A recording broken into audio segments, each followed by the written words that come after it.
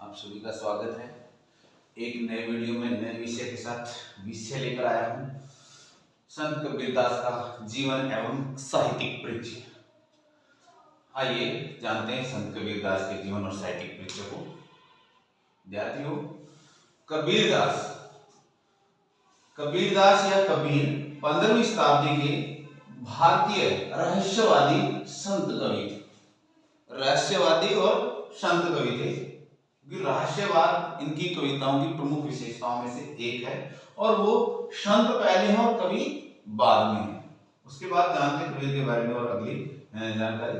कबीर भक्ति काल की कबीरदास जो है भक्ति काल की निर्गुण काव्य धारा के ज्ञान मार्गी संत कवि थे। भक्ति काल विक्रमी संवत 1375 से लेकर विक्रमी संवत 1700 तक हिंदी साहित्य के इतिहास में ये काल माना जाता है और भक्ति काल में सगुण और निर्गुण दो काव्य धाराएं चलती हैं।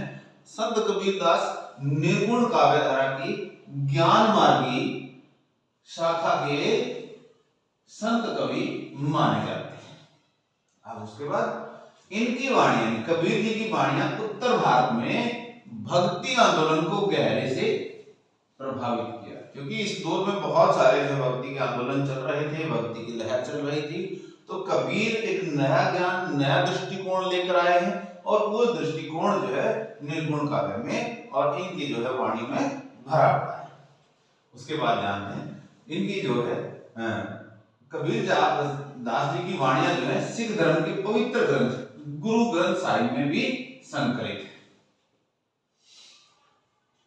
कबीर साहब को सिख धर्म ने जो है पूरा मान सम्मान दिया और उनकी वाणियां संकलित की हुई हैं और कबीर भारत के जनमानस के और सामाजिक चेतना के संत कवि के रूप में जाने जाते हैं, जिन्होंने मानवता को, जिसको हम लोक मंगल कहें या समन्वय की भावना कहें, सांप्रदायिकता से ऊपर उठकर समानता की, स्वतंत्रता की, बंधुत्व की, अहंकार से बचते हुए सब प्रकार के जो है विकृतियों से दूर रहते हुए आपस में समन्वय की बात कबीरदास ने कही है। और अब आगे बात करते हैं कबीरदास के जन्म के बारे में। ये कबीर की अभी विशेषताएं थी जिनके माध्यम से हम कबीर को जानते हैं कि कबीर इतने बड़े कवि कैसे हैं, इतने बड़े जो है वो कवि के रूप में उनका नाम कैसे है। अब आइए जानते हैं कबीरदास के जन्म के बारे में। कबीर दास का जन्म के बारे में जो कोई पक्का कोई प्रमाण नहीं है, सिर्फ और सिर्फ उनके जन्म को आधार एक पद के आधार पर उनके जन्म को माना जाता है और ये पद है 1455 साल गए चंद्रवार 68 थे जेठ सुदी बरसायत को पूर्णमासी तिथि प्रकट गए घन गरजे दामनी दम के बूंदे बरसे झरला गए लहर तालाब में कमल खिले तह कबीर मानो प्रगट। कि 1455 साल को चंद्रवार के ठाठ चंद्रवार का दिन था, जेठ सुदी की बरसात को और पूर्णमासी की तिथि थी और बादल गरजे और बिजली कड़की और झड़ी लग गई और लहर तारा नामक तालाब में कमल खिले और तब कबीर भानु जो है कबीर रूपी जो सूर्य है वो प्रकट हुआ।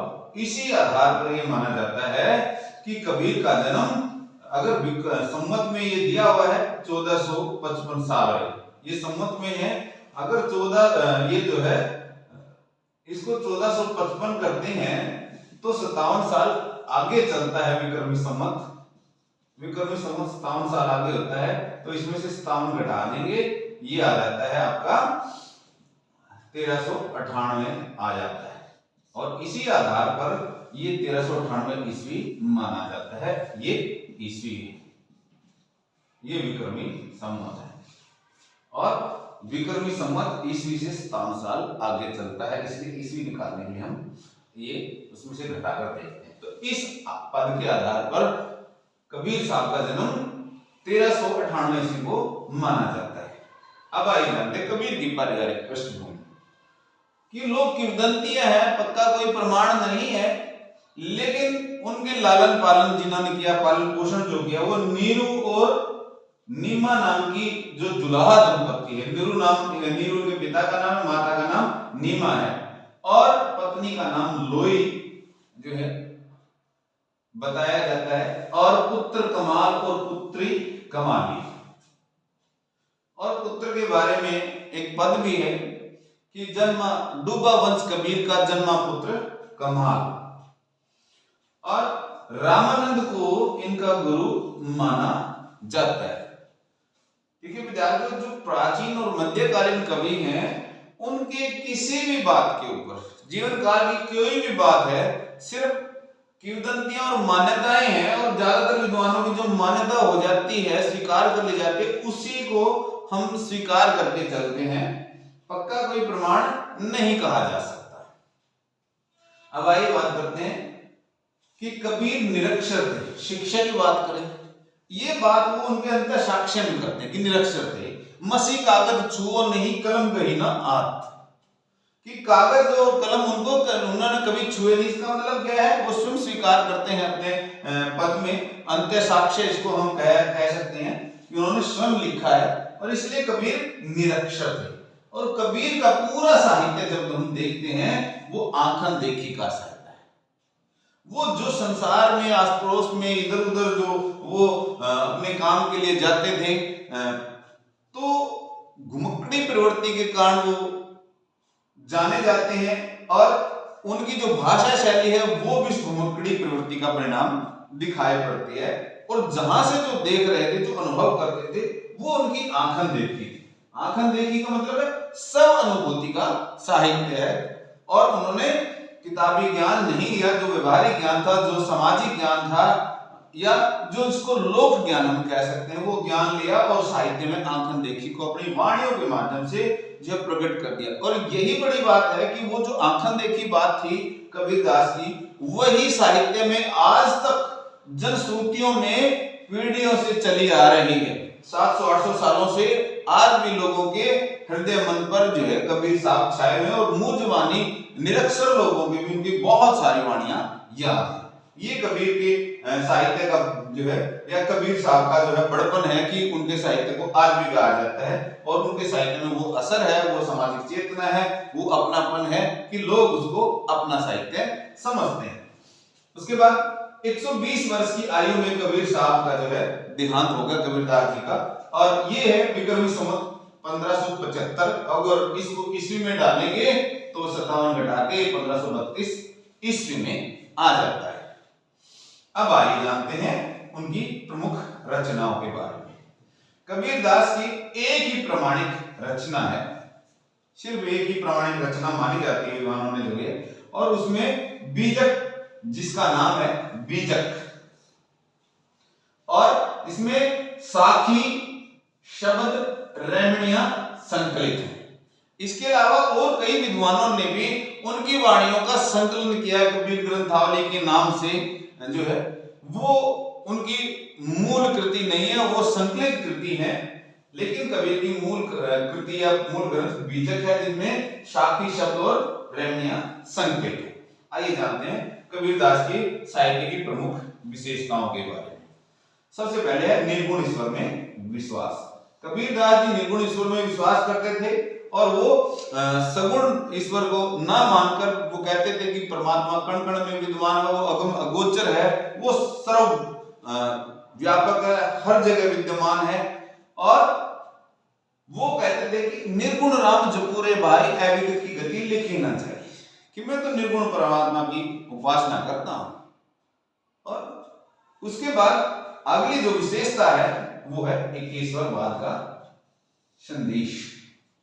भारतीय धर्म दर्शन में माना जाता है कि बहुदेववाद की जो है प्रवृत्ति है, बहुत सारे देवी देवताओं की मान्यता है, लोग बड़े आदर पूर्वक मानते हैं, लेकिन कबीरदास जी एक ईश्वर में विश्वास करने का संदेश जो है लोगों को देते हुए अपने साहित्य में नजर आते हैं। और वो कहते हैं कि अक्षय पुरुष एक है, निरंजन बाकी डार, त्रिदेव शाखा भय पात भया संसार। तो कबीरदास ने अपने साहित्य में एक ईश्वरवाद का संदेश दिया है। उसके बाद है गुरु का महत्व। गुरु के महत्व को लेकर कबीर साहब ने जो है बहुत सारे पद लिखे हैं और जिसमें गुरु का महत्व उन्होंने बताया है, क्योंकि गुरु ही हमें अंधेरे से प्रकाश की ओर जो है लेकर जाता है और जीवन की जो है विसंगतियों से दूर कर मनुष्य के जो है व्यक्तित्व, जो एक अच्छे व्यक्तित्व का निर्माण करता है, एक अच्छे समाज को का निर्माण करने में जो सहायक होता है, वो सारे गुण कौन लेके आता है एक व्यक्ति के अंदर? वो गुरु ही है, जो हमारी बुरी आदतों को निकाल कर हमारे अंदर अच्छे भाव, अच्छे विचार भरता है। और गुरु को के लिए उन्हें गुरु रूठे हरि रूठे गुरु ठोर है, गुरु रूठे नहीं ठोर। और आगे वो कहते हैं कि गुरु गोविंद दो फड़े काके लागू पाए, बलिहारी गुरु आपनो जिन गोविंद दिए बताए। तो गुरु के महत्व का कबीरदास ने जो है गुणगान किया है। उसके बाद है रहस्यवाद। कबीर का साहित्य पूरी तरह से रहस्यवादी है, और रहस्यवाद में कि वो रहस्यवाद की उसमें बोलते हैं कि पार ब्रह्मा के तेज का कैसा है अनुमान, कहिबे को शोभा नहीं देखिबे को प्रमाण। कि वो परमात्मा कैसा है के लिए कहने की शोभा और देखने के लिए कोई प्रमाण ही नहीं है, कि आज तक किसी ने उस परमात्मा के दर्शन नहीं किए, वो परमात्मा का रंग रूप आकार कैसा है, वो रहस्य है। अभी तक कोई भी धर्म ज्ञानी या कोई महात्मा या कोई भी योगी ध्यानी उस परमात्मा के बारे में नहीं बता पाया कि उसके नैन नक्श रहते हैं, परमात्मा यहाँ रहता है। वो आज भी रहस्य है। कबीरदास भी वही कहते हैं, पार ब्रह्मा के तेज का कैसा है अनुमान, कहिबे को शोभा नहीं देखिबे को प्रमाण। उसके बाद आते हैं आडंबरों का विरोध। कबीरदास ने हिंदू धर्म और मुस्लिम धर्म दोनों के जो आडंबर किए जा रहे हैं, चाहे वो मूर्ति पूजा हो या चिल्ला चिल्लाकर जो है कोई वाणी या नमाज अदा करना हो, सबके ऊपर कबीर साहब ने खुलकर जो है बात की। और धर्म तीर्थ स्थानों की जो यात्रा करने वाले हैं उनके ऊपर जो है खुलकर कटाक्ष किए हैं। और कबीरदास जी कहते हैं कि मन मथुरा दिल द्वार का, काया काशी जानी, 10वां द्वार देवरा तामे ज्योति पछाणी। कि उस ज्योति को पहचाने जो हम आपके अंतर जो है मस्तिष्क में मस्ती है, उस ज्योति को, उस ईश्वर को पहचानने की आवश्यकता है। इधर उधर व्यर्थ में धार्मिक संस्थानों पर, तीर्थ स्थानों पर भटकने की आवश्यकता नहीं। उसके बाद कबीरदास साहब की अगली विशेषता है प्रेम भावना। कबीरदास जी जो है मानते हैं कि संसार, ये मानवता प्रेम पर आधारित है। प्रेम है, प्रेम का भाव है, तभी इस संसार में, इस धरती पर मानवता जिंदा है। अन्यथा अगर प्रेम समाप्त हो गया तो दुनिया में नफरत होगी और मानवता का सर्वनाश हो जाएगा। इसलिए वो प्रेम के महत्व पर या प्रेम पर बल देते हैं, और वो कहते हैं कि सारा जो ज्ञान वो व्यर्थ है, प्रेम सबसे सर्वोपरि है। वो भी पोथी पढ़ जग माया, पंडित भया न कोई, 2.5 अक्षर प्रेम का पढ़े सो पंडित होई।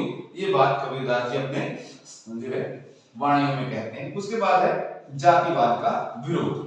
कबीरदास जी उनके मनुष्य मानवता के रास्ते में एक बड़ी बाधा जातिवाद भी है, और जातिवाद के कारण मनुष्य के साथ जो है अमानवीयता का व्यवहार किया जाता है। और कबीरदास का मानना है कि ईश्वर ने हमें अलग नहीं बनाया, हम सब एक हैं। मनुष्य ने ये जातियों का निर्माण किया अपने स्वार्थ में, अपने लालच में। और जाति को के ऊपर जो बोलते हुए कबीरदास जी कहते हैं कि जाति में जाति जो केलन में पात, देखत ही चुप जाएगा जो तारा प्रभात। तो जातिवाद का विरोध इस पद में करते हुए दिखाई पड़ते हैं कि जाति तो ऐसे जैसे केले के पत्ते एक के बाद एक उखाड़ते जाओ और अंत में कुछ भी नहीं निकलेगा, व्यर्थ। यानी कि जाति को अगर वैज्ञानिक तरीके से जांचने जाओगे तो कुछ भी नहीं मिलेगा। उसके बाद है माया से सावधानी का संदेश। कबीरदास ने माया से सावधान रहने का संदेश दिया है, क्योंकि माया, धन, दौलत ऐसा है जो मनुष्य के जो है 5 विकारों को जो है और तीव्र करती है। काम, क्रोध, लोभ, मोह, अहंकार सबको तीव्र कर देती है। और इसलिए उसमें जब 5 प्रकार के विकार किसी मनुष्य में आ जाते हैं तो वो जो है अहिंसा पर जो है हिंसा करने पर उतारू हो जाता है, और उसके अंदर अहंकार आते ही जो है अमानवीय गुण आ जाते हैं। इसलिए कबीरदास जी कहते हैं कि मनुष्य के या मानवता के लिए सबसे बड़े दुश्मनों में से एक है माया, यानी धन दौलत। कि माया आई, मनुष्य में काम, क्रोध, लोभ, मोह, अहंकार आ गया। अहंकार आया तो समझ लिए मानवता का हाश होना शुरू हो गया। इसलिए माया से सावधान रहने का संदेश दिया है, ताकि इस धरती पर, इस जो है देश में मानवतावादी या आपस में भाईचारा बना रहे, समन्वय बना रहे समाज में। और माया से सावधान रहते हुए कबीरदास ने जो एक पद का है, माया मन मोहिनी मोहे जान सुजान, भाग्य से भी छूटे नहीं भर भर मारे बाण। उसके बाद अंतिम जो पॉइंट बनता है कबीरदास का, वो है भाषा शैली। कबीरदास की भाषा के बारे में विभिन्न विद्वानों ने कहा कि पंचमेल है सधुकड़ी। और कबीर दास के परिवार का जो पैतृक काम था, विभिन्न चादरें, खेस या कपड़ा बनाने का जो काम था, वो घूम घूम कर एक क्षेत्र से दूसरे क्षेत्रों में बेचते थे। कुछ लोग ये मानते हैं कि कबीर घुमक्कड़ प्रवृत्ति के थे। कबीर घुमक्कड़ प्रवृत्ति के थे। घुमक्कड़ प्रवृत्ति का मतलब है कि उन्होंने अपना कोई शोरूम थोड़ी खोल रखा था। कबीर दास जो के परिवार के लोग जो भी मेहनत करते थे और वो कपड़ा बनाते थे, वो कपड़ा बनाकर इधर उधर क्षेत्रों में जाकर जो है बेचते थे, और कबीर साहब भी वो काम करते थे। उनका व्यक्तिगत जीवन हमें काम करने का संदेश देता है। जितने भी संत हैं सभी के सभी अपने अपने पारिवारिक पृष्ठभूमि के अनुसार हमें काम करने का संदेश देते हैं, लेकिन वो किसी सैलानी की तरह नहीं घूमते थे, वो घूमते थे काम से। जो उनके हमें भारतीयों को एक चीज सिखा रहे हैं, वो नई चीज, कि व्यक्ति को काम को महत्व देना चाहिए, और वो काम को महत्व देते हुए उसमें नजर आते हैं। तो इसलिए वो जहां जहां काम के लिए जाते थे, वहां के क्षेत्रों के लोगों से मिलते जुलते थे, क्योंकि वो सामाजिक व्यक्तित्व उनका था, और वहां की उनकी भाषा को, उनके व्यवहार को और उनको समझते थे। वहां से जो प्रेरणा लेते थे, उन्हीं की भाषा में, वो उन्हीं की वाणियों में वो कह देते थे, जो अनुभव किया और उनकी भाषा में वो कह दिया। इसलिए उनकी भाषा पंचमेल कही है, सधुकड़ी की है। और इस प्रकार उनकी भाषा ऐसी है, चाहे कोई पंजाब का व्यक्ति पढ़े, या कोई बंगाल का पढ़े, या बिहार का पढ़े, मध्य प्रदेश का पढ़े, हरियाणा का पढ़े, सबको कबीर अपने नजर आते हैं। और यही कारण है, यही खूबी है कबीर साहब की भाषा की। और उनकी भाषा सरल, सहज और भावों के अनुकूल है। और उनकी भाषा को लेकर बड़े विद्वान हैं, इतिहासकार हैं, बड़े आलोचक हैं और बड़े साहित्यकार माने जाते हैं। आचार्य हजारी प्रसाद द्विवेदी जी वो कहते हैं कि कबीर साहब का वाणी पर एक अधिकार था, और वो वाणी के डिक्टेटर थे। तो इस प्रकार इतने बड़े विद्वान द्वारा जो है वो एक बात की कि वाणी के डिक्टेटर हैं कबीरदास जी कहे जाते हैं। और कबीरदास जी अलंकार शास्त्र, छंद शास्त्र लेकर नहीं चले थे, क्योंकि फिर भी उन्होंने जो है दोहा चौपाई छंदों का प्रयोग उनकी वाणियों में मिल जाता है। और उसके अलावा उपमा रूपक अलंकार या वक्रोक्ति अलंकार, ये अलंकार इसमें स्वाभाविक रूप से आए। और कबीर साहब निरक्षर थे, तो अलंकार शास्त्र के पीछे नहीं भागे। स्वाभाविक रूप से जो भी अलंकार आए हैं, या उसके बाद जो सौंदर्य शास्त्रियों ने, आचार्यों ने, विद्वानों ने जो उनके साहित्य में अलंकार खोजे, वो बहुत सारे अलंकार हो सकते हैं। लेकिन कबीर साहब किसी अलंकार शास्त्र, छंद शास्त्र या रस शास्त्र को लेकर नहीं चले। उनका एक ही रास्ता, वो था सामाजिक चेतना, या सामाजिक चेतना का स्वर जिसको कह सकते हैं। और उस समाज को जागरूक करके और अंधेरे से उजाले की ओर लेकर जाना कबीर साहब का उद्देश्य था, और वो उनकी पूरी वाणियों में नजर आता है। प्रिय विद्यार्थियों, इस व्याख्यान के माध्यम से हम कबीरदास का जीवन एवं साहित्यिक परिचय को अच्छी प्रकार से समझ सकते हैं। उम्मीद करता हूं कि कबीरदास के जीवन और साहित्यिक परिचय से जुड़े हुए बहुत सारे सवालों को ये व्याख्यान आपको हल देगा। आप सभी का धन्यवाद।